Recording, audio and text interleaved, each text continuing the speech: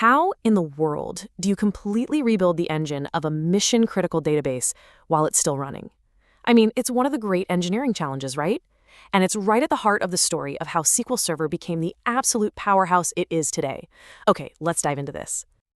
You know, this quote from Microsoft's David Campbell just perfectly frames our story. It highlights the sheer audacity of what that engineering team took on back in the late 90s. They didn't just tune an engine, they literally performed a live organ transplant on a running animal to create something faster, stronger, and just fundamentally different. And believe me, that one decision, it changed everything. So, to really understand that massive change, we have to go back, way back to the beginning. And it starts, maybe surprisingly, not with Microsoft alone, but with a collaboration that laid the groundwork for a future tech giant. That's right. The very first version of what we now call SQL Server wasn't even Microsoft's own code. It actually began as a partnership.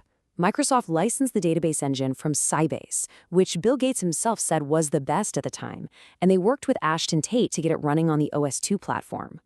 This was Microsoft's big entry into the serious enterprise-level database game. But, licensing technology can only get you so far. As Microsoft's own Windows NT platforms started to take off, they realized they needed complete control to really compete.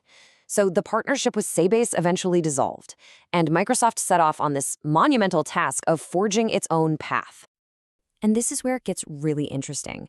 This wasn't just some update, it was a revolution. Released in 1998, version 7.0 was that cheetah moment we talked about.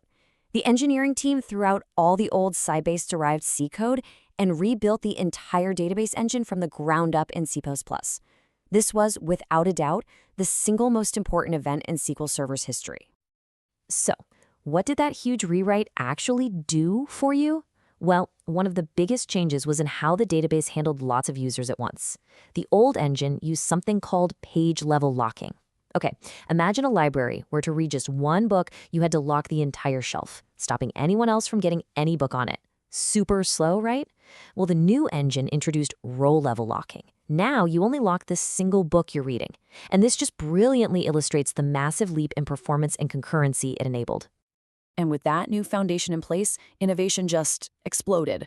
SQL Server 2000 brought maturity and, XML support. But 2005, wow, that was another game changer. It transformed SQL Server from just a database into a full-on business intelligence platform. And it didn't stop there. It also integrated with the .NET framework. By 2008, you're seeing crucial enterprise features like data encryption being added. The cheetah was definitely learning how to hunt. Now, for decades, SQL Server was totally synonymous with Windows. They went together like peanut butter and jelly. But to stay relevant in this modern world of cloud computing and open source, it had to break free from its home turf. And boy, did it break free. In 2017, the unthinkable happened. SQL servers started running on Linux. Today, it's a true platform-agnostic solution. It's the engine behind Microsoft's massive Azure SQL Cloud services. It supports big data clusters for working with huge data sets, and it welcomes developers using languages like Java and Python. It's a completely different animal than it was at the start. And this constant evolution is still happening today.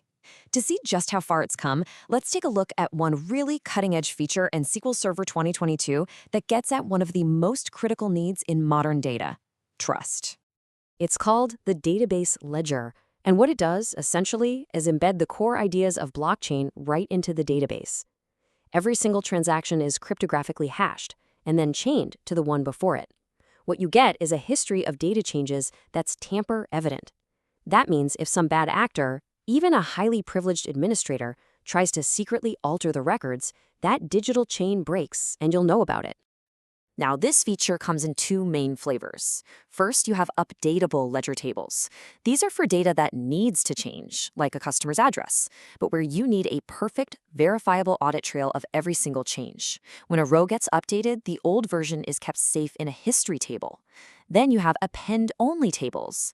These are like stone tablets. Once you write data to them, it can never be updated or deleted, ever. Perfect for things like audit logs or financial transaction systems. So how does this actually work for an updatable table? Let's say you change a customer's city. The database makes the update in the main table, no problem. But here's the critical part.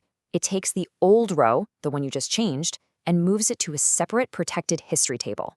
And finally, the whole operation is cryptographically signed and linked into that blockchain, proving what happened, when it happened, and that the history is totally intact. Of course, this level of security comes with some trade-offs. Nothing's free, right? Maintaining that history means your storage can grow really, really fast. All that extra writing and hashing adds a performance overhead, so it's probably not for every single workload. And once you turn on the ledger feature for a database, you do lose a bit of flexibility. It's a super powerful tool, but one you have to use deliberately. So when you pull it all together, this story of SQL Server is just one of relentless transformation. It's this incredible journey from a licensed product to a true industry leader that just keeps redefining itself. So what should you take away from all this? First, remember its surprising origin as a partnership with Sybase. Second, that 7.0 rewrite was the pivotal moment, the big bang that set the stage for everything that came after. Third, it grew way beyond just storing data to become a complete platform for BI and analytics. And finally, with features like the database ledger, that legacy of innovation is clearly still going strong. And this really brings us to a final thought.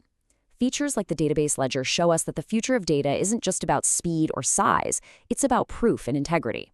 So as we move forward, the question becomes, as data becomes our most critical asset, what does it truly mean for it to be trustworthy?